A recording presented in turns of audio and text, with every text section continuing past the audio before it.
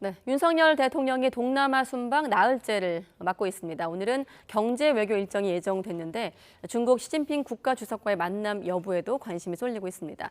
국회에선 여야 원내대표가 일주일 만에 이태원 참사 국정조사에 관한 논의를 진행을 했지만 여전히 입장차를 좁히지는 못했습니다. 전국 주의 현안, 오늘은 추은호 해설위원과 함께하겠습니다. 네, 안녕하십니까? 네, 안녕하세요. 네, 아까 한중 정상회담 가능성 포함해서 이제 미중 정상회담은 전문가 짚어봤고 위원님과는 좀 일정 위주로 다시 한번 정리를 해보겠습니다. 먼저 프놈펜에서 한미일 3국 정상이 마주 앉았습니다. 그렇습니다. 네. 한미일 정상회의가 열린 곳이 올해 두 번째입니다. 예. 6월에 마드리드에서 한 차례 열리지 않았습니까? 불과 5개월 만에 또다시 열린다. 네. 1년에 두 차례나 한미일 정상회담이 열린다는 것은 전례가 없는 일이거든요. 네. 그만큼 북한의 핵 위협과 또 미사일 도발이 폭주하는 것에 대해서 한미일이 공동으로 대응할 필요성을 느꼈다라고 하는 거죠. 네. 여기서 공동 성명도 사실 이런 한미일 공동 성명이 전례가 없이 포괄적인 형태로 나타나는 것도 굉장히 이례적입니다. 네. 여기에 자세히 들여다보면은 안보 협력에다가 경제 안보 협력, 또 인도 태평양 파트너십까지 네. 지역 정세 온갖 문제들을 다 다루는 이런 파트너십을 다룬 정도의 이런 협력 체제를 구축하는 것은 저는 유례가 없는 일이 아닌가라는 생각이 됩니다.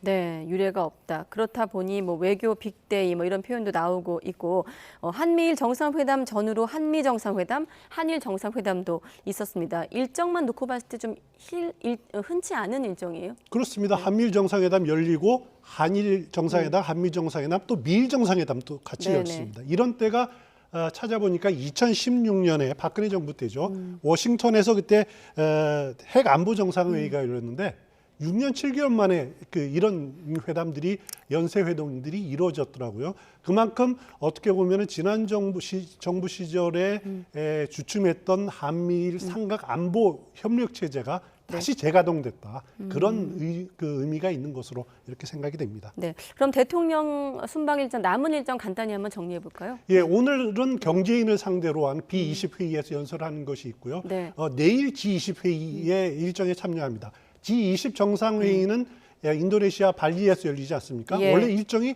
내일과 모레 이틀간 열리는데 네네. 윤석열 대통령은 내일 하루 일정만 참가합니다. 그래서 내일 오전에 그 에너지 안보 세션에서 한 차례 연설을 하고 보건 세션에서 연설을 하고 네. 또 그 중간중간에 개별 정상회담 몇 차례 진행이 될 예정이고요. 예. 또 만찬까지 하고 내일 밤에 귀국을 하게 됩니다. 왜 이틀간 일정을 다 참석하지 못했냐면은 G20 정상회의 마치고 우리나라를 방문하는 정상들이 있습니다. 예. 네덜란드 총리, 스페인 총리, 그리고 또 사우디아라비아의 빈 살만 왕세자도 우리나라로 오고요. 그래서 이제 손님이 아니라 주인 입장에 의해서 정상 외교를 계속 진행을 해야 되기 때문에 네네. G20은 하루 일정만 참석을 하고 귀국을 하고요. 또 이어서 태국 방콕에서 에이펙 정상회의가 열리는데 네. 에이펙 정상회의는 한덕수 총리가 참석하는 것으로 이렇게 일정이 정리가 된 것 같습니다. 네, YTN 기자들도 현장에 가 있고 기자들이 말씀하신 대로 여러 가지 좀 숨가쁜 일정들을 취재하고 있는데 대통령실이 한미 정상회담과 한일 정상회담 현장을 공동 취재단에게 공개하지 않았습니다. 사실 뭐 가기 전부터 MBC 관련한 탑승 거부 논란도 있었는데 사실상 언론에 비공개한 건 아닙니까? 그렇습니다. 네. 보통 이제 국제회의장에서 개별 정상회의가 여러 차례 막 열리다 보면은 예. 그걸 모든 언론사가 다 취재하기는 어려운 상황이고요. 그래서 보통 풀 기자단을 구성을 합니다. 네. 공동 취재단을 구성을 해서 거기서 촬영한 기사 그리고 촬영한 화면들을 이렇게 다시 같이 공유를 하는데 보통 이런 정상회담이 열리면은 모두 발언들 앞부분만은 공개를 하는 것이 원칙이었거든요. 예. 그동안 일관되게 그렇게 왔는데 이번 한일 또 한미 정상회담에서는 풀기자단의 모두 발언 취재도 대통령실에서 허용을 하지 않았습니다. 네. 그 문제 상대 국가 합의를 해서 그렇게 됐다라고 하는데 그러면 무슨 근거로 뭘 가지고 이렇게 보도를 했느냐면은 대통령실의 전용 전속 카메라 팀에서 촬영한 영상을 제공을 했고 네. 또 브리핑도 사실 제대로 충실하게 이루어지지 못한 이동 탓일 수 네. 있습니다만 그런 문제점이 이번에 좀 드러났습니다. 그러니까 다시 한번 정리하면 공식적으로 일정이 공개된 양자 회담인데 전속 기사가 찍었고 이걸 이제 제공을 했다 취재진에게. 여기에 대해서 대통령실은 우리 측이 결정한 게 아니라 양국이 합의했다까지가 대통령실 입장인데 추가 좀 논란이 있으면 다시 한번 다루기로 하고, 순방 전에 말씀드린 대로 MBC 취재진의 전용기 탑승 불허를 놓고도 논란이 있었습니다. 그 여파가 국회로도 이어졌습니다. 꽤 소란스러웠는데 잠깐 그때 얘기 들어보겠습니다. 언론 빌드리기 하고 있는 거 아닙니까? 프레임으로 자꾸 공격하시지 우리 말고요. 정무수석님. 같이 좋게 생각합시다. 예? 정무수석 뭐라고요? 같이 좋은 쪽으로 생각하시면 더 좋잖아요. 때로는 의원 질문에 기분 나쁘다고, 거슬린다고, 생각이 다르다고 대통령실을 대표해서 오신 수석님께서 지금 협박하십니까? 뭐 합시다? 반말하십니까? 네. 좋게 생각합시다라는 말이 논란인데 사실 그 그렇습니다. 이전에 대통령실에서 또 필담 논란도 있었기 때문에 더욱 논란이 아닌가 싶은데 어떻게 보십니까? 이진복 정무수석이 일단 답변 태도에서 팔짱을 끼는 자세를 보였습니다. 거기다가 답변 태도도 좋게 네. 생각합시다. 뭐 이런 어떻게 보면은 좀 듣기에 따라서는 좀 기분 야당 의원들이 듣기에 따라서는 기분 예. 나쁜 투로 이렇게 대답을 한 것은 분명해 보이고요. 어떻게 보면 야당 입장에서는 어떻게 보면 야당을 경시한다, 국회의원을 경시한다, 오만 방지하다 이런 비판을 들을 빌미를 제공했다. 그렇기 때문에 이진복 정무수석이 자신이 이제 해명을 했죠. 그리고 송구하다 사과를 했습니다. 말이 네. 짧다 보니까 거칠게 들으면은 그럴 수 있다. 굉장히 유감이다. 죄송하다라고 이렇게 사과를 했습니다만은 분명한 거는 대통령실이 일단 이런 구설수를 만드는 것 자체가 네. 불필요한 논란을 만드는 것 자체가 대통령실에서 좀 조심해야 되지 않느냐 이런 생각이 듭니다. 네. 알겠습니다. 자, 그리고 또 한 가지 대통령과 동행을 한 김건희 여사의 행보를 놓고도 갑론을박이 이어지고 있습니다. 보도의 양만 놓고 봐도 대통령보다 김건희 여사 관련 보도가 좀 물론 세보진 않았습니다만 많은 것 같아 보일 정도인데 정리해보면 김건희 여사가 캄보디아 순방 중에 정상 배우자 일정이던 앙코르와트 사원 방문에 참여하지 않았고 심장 질환을 앓고 있는 아동의 집을 찾은 건데요. 적절성을 놓고 여야가 다른 평가를 하고 있습니다. 잠깐 또 들어보죠.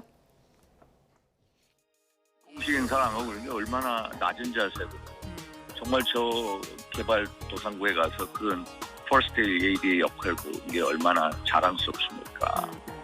역대 대통령 영분 중에 이렇게 미모가 아름다운 분이 있었습니까? 왜 그런 긍정적인 측면을 보질 못하나요?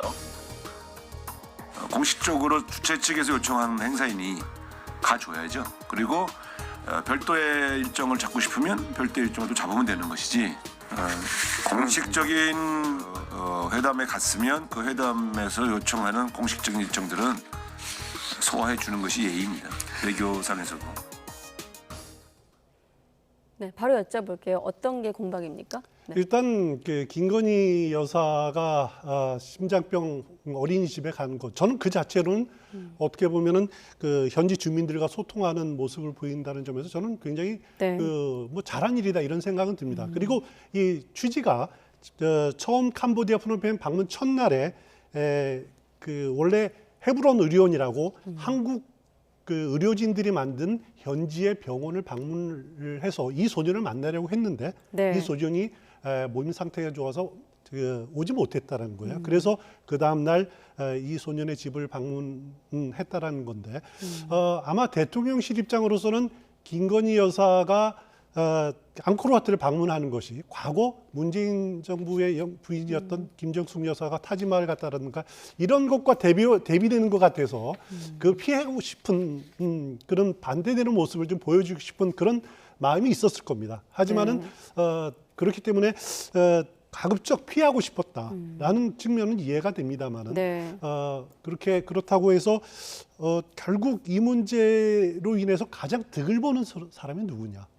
저는 정치권 내 이렇게 뭐 공방보다도 네. 결국 김건희 여사가 현장을 방문함으로써 캄보디아의 한 소년의 후원이 답지하고 또 그 소년과 그 가정이 이렇게 변화될 가능성, 희망을 네. 갖게 될 가능성 자체가 생겼다는 것으로 하나의 큰 성과가 아닌가라는 생각도 듭니다. 네, 그러니까 이제 소외계층을 위로한 측면을 평가하신 건데 야당은 공식적인 회담에 갔으면 그 회담에서 요청하는 일정들도 좀 소화했으면 어떻겠느냐는 비판이거든요. 그렇습니다. 그런 비판은 충분히 야당에서는 할 수 있다는 생각이 드는데 앞서 말씀드렸듯이 대통령실은 유적지를 가는 모습들은 피하고 싶어서 네. 일부러 선택한 것 아니냐 뭐 그런 측면도 있는 것 같고요. 네. 그렇기 때문에 제일 중요한 거는 아니 현지인들과의 소통하는 모습을 대통령이 보여준다. 이것 자체는 저는 뭐 많이 할수록 괜찮은 네. 일이 아닌가라는 생각이 들고요. 네.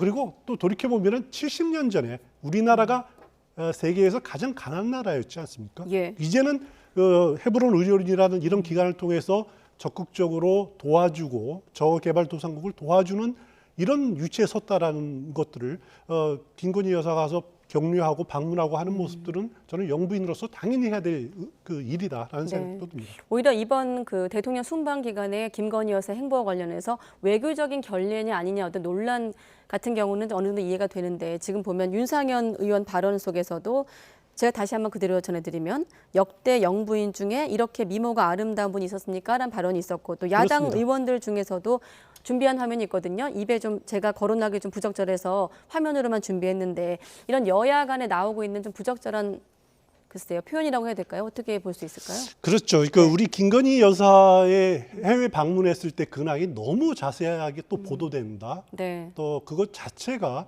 사실 바람직하지 않고 소모적인 논란으로 이어지는 거기 때문에 네. 정치권에서 이런 논쟁들은 좀 자제해야 되는 것이 맞지 않느냐라는 생각이 듭니다. 네. 결국 가장 중요한 정상 외교의 실익들 이런 것들이 가려지고 자꾸 가십거리로만 흘려버리는 것이 과연 우리나라 국익에 도움되느냐 또 언론 환경에 도움되느냐 이런 문제들을 좀 여야 정치인들이 좀 다시 한번 생각을 해봤으면 좋겠습니다. 네, 추은호 위원과 저희는 순방 일정을 소개해드렸고 또 여야 공방까지 알려드렸기 때문에 여기에 대한 판단은 또 시청자 여러분의 몫이겠죠.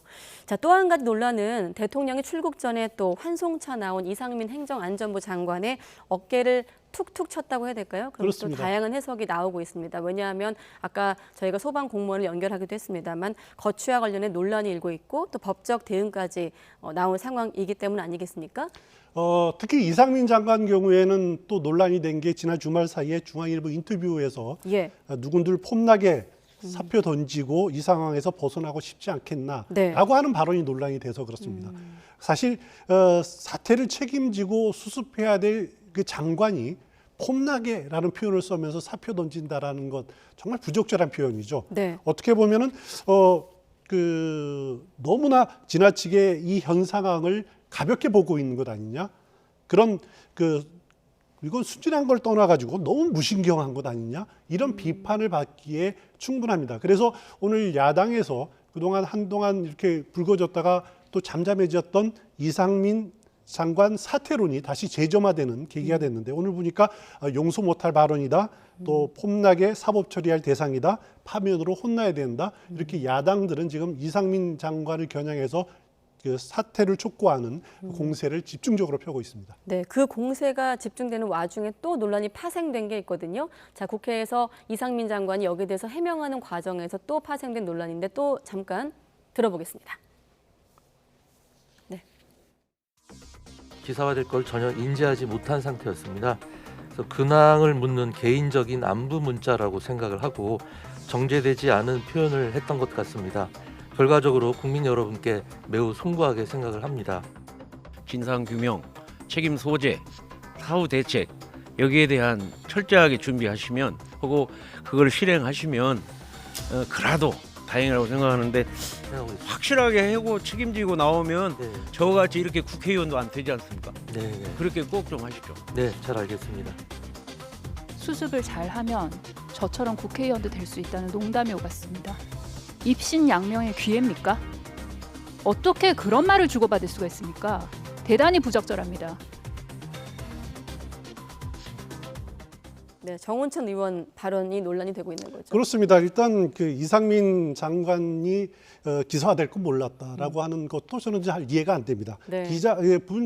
기자와 인터뷰 사실을 고지하지 않아 가지고 기사화될 사실은 몰랐다. 사적인 문자를 주고받은 것인데 뭐 이렇게 됐다라고 표현을 했는데 네. 사실 정무직 공무원에게 사적인 대화라는 건 없습니다. 기자와의 대화는 사적인 대화는 없습니다. 네. 그런 사실을 몰랐다는 것은 순진한 거를 떠나서 너무 무신경한 것 아니냐라는 생각이 들고요. 예. 또 정운천 의원 경우에는 저처럼 국회의원이 될 수 있다라는 발언 정말 있을 수는 없는 발언이죠. 사실 국민의힘 의원들도 이번 그 사안의 심각성들을 네. 아직 체감하지 못하고 있는 의원들도 있는 것 아닌가라는 그런 비판을 받을 수밖에 없을 것 같습니다. 네, 이 논란은 강선우 의원 얘기를 한 번 더 강조할 필요가 있습니다. 참사가 입신양명의 기회입니까? 그렇습니다. 라는 야당 의원 발언이 있었습니다. 시간이 거의 다 됐지만 이태원 참사 관련해서 국정조사 부분만 좀 여쭤보겠습니다. 김진표 국회의장 주재로 회동을 했지만 소득이 없었어요. 그렇습니다. 김진표 국회의장의 회동이 왜 중요하냐면은 국정조사는 어떻게 시작이 되냐면 일단 국회 본회의에 보고가 되지 않았습니까? 네. 그러면은 국회의장이 교섭단체와 협의해서 어떻게 할지를 결정합니다. 그러니까 특위를 구성할지 아니면 상임위에 이렇게 지정을 할지 결정을 하는데 본회의 의결이 필요한 게 아니다라는 거죠. 예. 그러니까 김진표 의장은 교섭단체와 지금 협의하는 과정이고 이 협의가 마무리됐다고 생각을 한다라면은 아마 제가 보기에는 별도 국정조사 특위를 구성하기로 이렇게 결정을 할 겁니다. 네. 그러면은 그 특위에서 국민의힘이 참여하든 참여하지 않든 야당 단독으로라도 조사 계획서를 만들 겁니다. 그 기간은 어떻게 하고 조사 대상은 어떻게 하고 예산은 어떻게 하고 그래서 그 조사 계획서가 만들어지면은 빠른 시간은 24일 본회의고요. 아니면 그 이후가 될 수도 있는데 본회의 통과를 목표로 야당의 그 단일 대우로 아마 국정조사 요구를 발족할 가능성이 저는 굉장히 크다 이렇게 보고 있습니다. 네, 시간이 1분 남아서 한 가지만 더 추가 질문 드리면 윤핵관으로 꼽히는 장제원 의원이 최근 이제 주호영 원내대표를 향해서 목소리를 높이기도 했는데 갈등설을 일축하는 과정에서도 유승민 전 의원을 언급했거든요. 그렇습니다. 네. 오늘 그 주호영 원내대표가 이 문제를 가지고 앞서 말한 이제 국정조사 문제를 가지고 네. 중진 의원들을 만났는데 이때 장제원 의원도 참석을 해서 이렇게 예. 그 표현해서 자신이 주호영 의원을 이렇게 원내대표를 비판한 것을 가지고 이것은 의원들 부글부글하다라고 이렇게 표현하지 않았습니까? 네. 그것은 어떻게 보면은 그 비판을 위한 비판이 아니다. 그 진짜 비판을 위한 비판은 당내 분열을 일으키는 비판은 유승민 전 의원처럼 애정 없는 비판을 하는 사람들이 당내 갈등을 유발하는 것이지 자신은 아니다라는 식으로 유승민 전 의원을 이렇게 또 자신을 해명하는데 끌어들이는 그런 모습도 보였습니다. 네, 알겠습니다. 오늘은 추은호 해설위원과 정국 현안 짚었습니다. 네, 고맙습니다.